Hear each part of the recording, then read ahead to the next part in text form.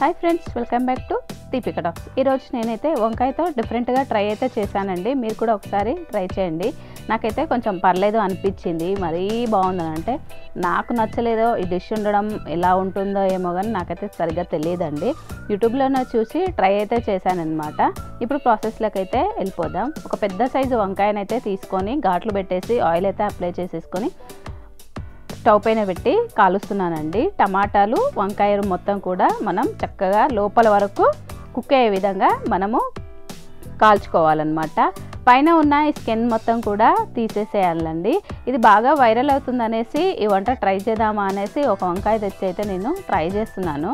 Dish అయితే పర్లేదు, బాగానే అనిపించింది. అందుకో నాకు అంతగా అయితే నచ్చలేదన్నమాట.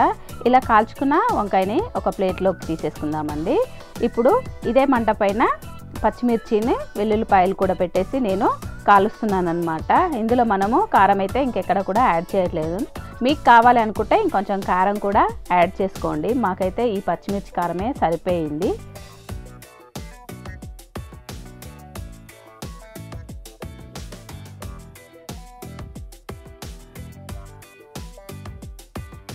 చూడండి, పచ్చిమిర్చి కూడా చక్కగా ఫ్రై అయిందనమాట. ఇప్పుడు మనము వీటిని పక్కన పెట్టుకొని అలాగే ఒక 6 నుంచి 8 వరకు వెల్లుల్లి రెబ్బలను కూడా కాల్చుకోవాలి. ఇప్పుడు కాల్చుకున్న వంకాయకి ఈ పైన ఉన్న ఈ తోలు మొత్తం కూడా తీసేసుకొని చిన్న చిన్న ముక్కలుగా అయితే కట్ చేసుకోవాలండి. ఇదేదో బైగన్ భర్త అని బాగా వైరల్ అవుతుందండి ఈ వంకాయ కర్రీ. నాకు సరిగా పేరు కూడా పలకడం వస్తలేదు. సో మీరైతే ట్రై చేయండి. నేనైతే ట్రై చేశాను. అంటే యూట్యూబ్ ఛానల్ పెట్టాక అన్నీ ట్రై చేయాలి కదండి. సో ట్రై చేశాను అనమాట.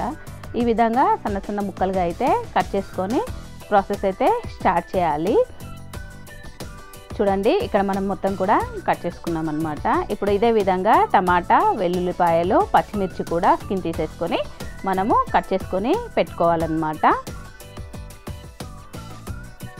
ఇప్పుడు మనం తీసుకున్న గిన్నెలోకి ఆయిల్ కానీ నెయ్యి కానీ వేసుకోవచ్చు. నేనైతే 2 నుంచి 3 టేబుల్ స్పూన్ల వరకు ఆయిల్ అయితే వేసేసుకున్నాను. ఇందులోనే పోపు దినుసులు వేసేసానండి. ముందుగా సన్నగా తరిగి పెట్టుకున్నటువంటి ఉల్లిపాయలను కూడా వేసేసుకొని చక్కగా ఫ్రై అయితే చేసుకోవాలన్నమాట. ఈ ఉల్లిపాయలు ఈ ఆయిల్లో చక్కగా ఫ్రై అవ్వాలండి. ఇందులోనే ముందుగా కట్ చేసి పెట్టుకున్నటువంటి వెల్లుల్లి రెబ్బలు, పచ్చిమిర్చి కూడా వేసేసుకొని చక్కగా ఫ్రై చేసుకోవాలి. వేసిన వీడియో కట్ అయిందండి. ఇప్పుడు టేస్ట్కి తగ్గట్టుగా ఉప్పు అయితే వేసేసుకోవాలి. నేనైతే ఉప్పు మొత్తం కూడా ఇప్పుడే వేస్తున్నానండి. తర్వాత ఎక్కడ కూడా యాడ్ చేయడం లేదనమాట. ఇందులోనే కాస్త కరివేపాకు కూడా వేసుకొని కాస్త పసుపు కూడా వేసి చక్కగా కలుపుతూ పచ్చిమిర్చి కూడా చక్కగా ఫ్రై అయ్యేటట్టు ఫ్రై అయితే చేసుకోవాలన్నమాట. ఒక 2 నిమిషాల పాటు ఇలా ఫ్రై చేసుకోవాలి.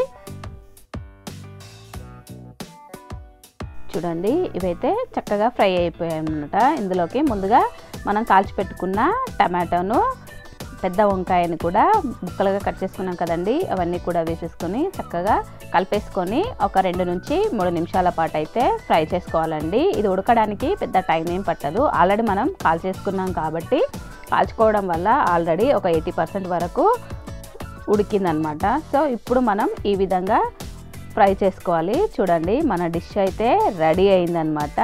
కాస్త ధనియాల పొడి, కొత్తిమీర కూడా వేసేసుకొని సర్వ్ చేసుకొని చపాతీలోకి తిన్నారంటే ఎంతో టేస్టీగా ఉండే బైగన్ భర్త రెడీ. ప్లీజ్ ఈ వీడియో కనుక మీకు నచ్చినట్లయితే నా ఛానల్ని సబ్స్క్రైబ్ చేయండి. మరిన్ని మంచి మంచి వీడియోస్ కోసం మీ ముందుకు వస్తూనే ఉంటాను. అంతవరకు సెలవు. Bye bye friends.